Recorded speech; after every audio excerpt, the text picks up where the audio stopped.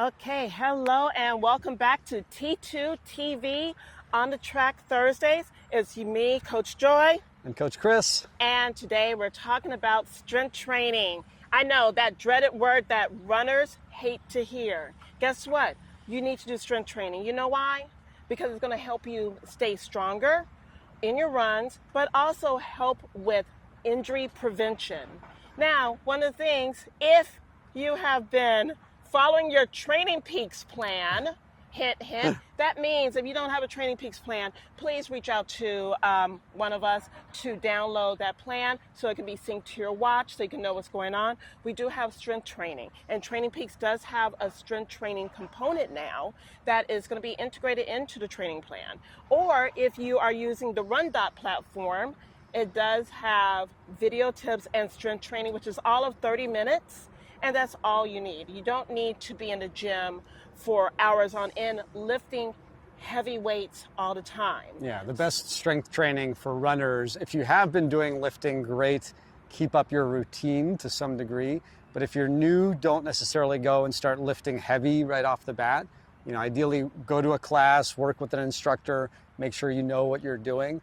But when we generally have strength guidance, if you do look in the training plans, a lot of it is more strength and mobility focused, so more just functional, dynamic body movements, not so much lifting heavy weights. Not your clean and presses, not your power cleans.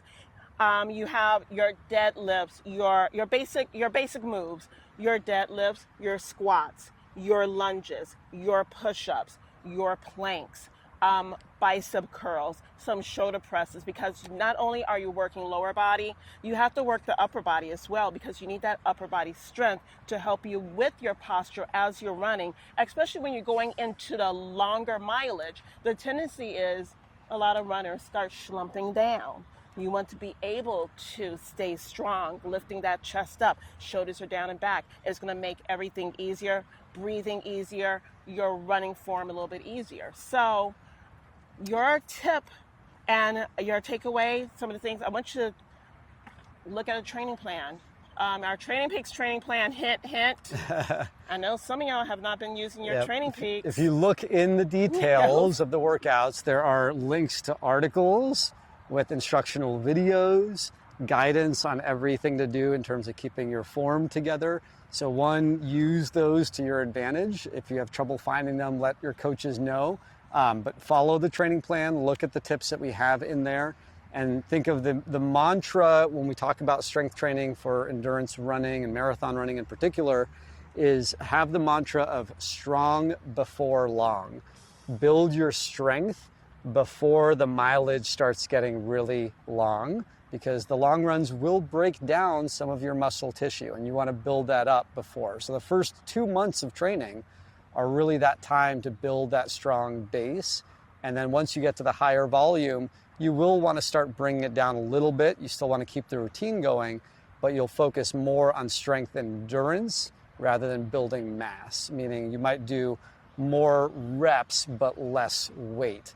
And a lot of just simple movements you can do at home. You don't have to go to the gym. Get that little circuit down. And as another tip, if you're having trouble getting strength training in, to make it really simple, if you're a time-crunched athlete, do the strength training, the mobility work, at least do the mobility work before and after your runs. Literally 5 to 10 minutes is all it takes to get your muscles activated and engaged, to be more stable and be more mobile as a runner. And that's the main goal.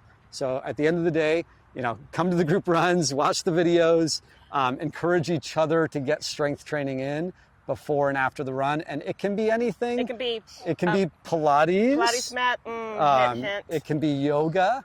Anything that works stability and mobility is the goal. Body weight training. You don't have to have weights. If you have a couple of gallon jugs of water, you can use that. You can be innovative. That's a great way to hydrate on the run. You just run with 2-gallon jugs, get strength training and running in. At the same time. That might be overkill. And don't do that. But bring the jugs. Actually, I'll see if anyone watches this video. I want to see if anyone can bring 2 1-gallon water jugs to training and then we'll use that to do some functional strength training before or after the run. So literally a way you can do your strength training at our long runs as a group. So There we go. We'll end it at that and see if anyone actually watches this video to the end and does that. So hopefully we'll see you guys doing your strength training out on the run. So that's it for T2 TV at the track, and we'll catch you next time.